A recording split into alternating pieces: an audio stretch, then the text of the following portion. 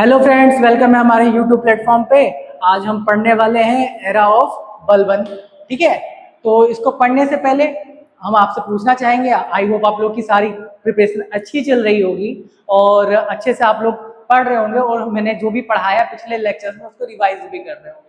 और जो लोग रिवाइज नहीं कर पा रहे हैं उनसे यही दरखास्त होगी तो पिछले लेक्चर्स जाके पीछे यूट्यूब पे देखें, जो भी वीडियोस पढ़े हुए हैं उसके, क्योंकि ये सारा एक कंटिन्यूएशन में है। आपको क्या करना है, खाते पीते अपने चैनल मतलब यूट्यूब के वीडियोस को स्टार्ट कर लेना है और उसको देखते जाइए।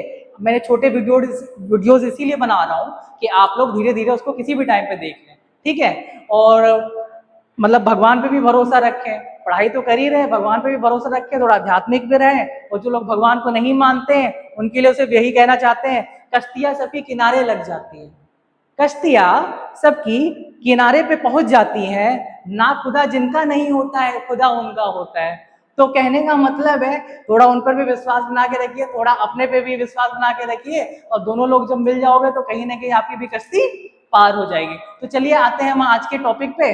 तो एरा ऑफ बलबन जो था वो 1246 से 1266 के बीच में था। उसमें जो पहला शासक था वो था नसरुद्दीन मोहम्मद। ठीक है, इसने रूल किया 1246 से 1266 तक।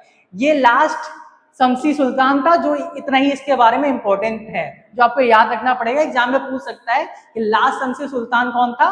तो वो नसरुद्दीन मोहम्मद था और पहला बलबन का एम्परर कौन था, वो भी नसरुद्दीन मोहम्मद था। वो मतलब उसका टाइम पीरियड क्या है, 1246 से 1266 के बीच में। उसके बाद आया गयासुद्दीन जो कि वजीर था मतलब नसरुद्दीन मोहम्मद का, उसका शासन पीरियड था 1266 से लेके 1286 तक। ये अपने आप को शायद या तो खुदा समझता था या खुदा के बराबर समझता था, इसलिए इसने क्या किया, उसने कहा कि मैं खुद भगवान की छाया हूँ, गॉड शैडो ऑन अर्थ हूँ और रिसिपिएंट ऑफ डिवाइन ग्रेस हूँ। तो कहीं ना कहीं ने उसने अपने को इतना वो बराबर समझने लगा था भगवान के कि वो भगवान ही है। तो उसने क्या क्या किया, उसने कुछ नियम बनाए जिसको स्टार्टेड किया, जो कि प्रोस्ट्रेशन था। प्रोस्ट्रेशन का मतलब ये होता है सजदा, जो कि है किसिंग ऑफ सुल्तान फीट। वो अपने दरबार में इसकी शुरुआत की। उसके बाद उसने एक फेस्टिवल की शुरुआत की जिसका नाम था नौरोज, जो कि एक पर्शियन फेस्टिवल था, इसको कहा गया नौरोज। ठीक है, और जो किसिंग ऑफ सुल्तान फीट थी उसको कहा गया पैबोज। तो ये दोनों चीजें बहुत इंपॉर्टेंट है, यहाँ पे एग्जाम में पूछ लिया जाता है कभी कभी।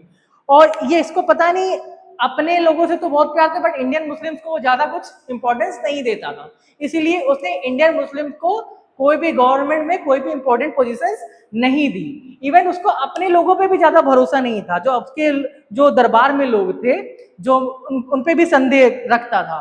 तो उसने क्या किया, सिपाही और बरीद को मॉनिटर को मतलब जिम्मेदारी दी कि वो अपने उसके नोबल्स पर नजर रखे। ठीक है, और उसने फिर एक सेपरेट मिलिट्री डिपार्टमेंट बनाया जिसका नाम था दीवाने अर्ज। दीवाने अर्ज, इसके बारे में एक चीज और भी है गयासुद्दीन के बारे में, इसे चैंपियन ऑफ टर्किश नोबिलिटी भी कहा जाता है, क्योंकि ये इसने कहीं ना कहीं टर्किश जो एम्पायर था जो भारत में आया उस समय, उसको कहीं ना कहीं उसने उसको बढ़ाया और इसने उस समय काफी कंस्ट्रक्शन भी करवाए थे।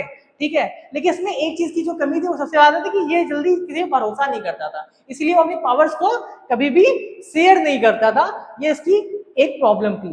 तो ये रही आज की क्लास। तो आज की क्लास में हमने क्या पढ़ा, नसरुद्दीन मोहम्मद को और गयासुद्दीन को पढ़ा। अब नेक्स्ट क्लास में हम अगले लेक्चर में मिलेंगे और आगे की बातों को कंटिन्यू करेंगे। तो उसके लिए नेक्स्ट लेक्चर देखने के लिए आपको हमारा चैनल को सब्सक्राइब करना पड़ेगा और अगेन हमारे नेक्स्ट वीडियो का वेट करना पड़ेगा। Thank you so much and all the best for your future.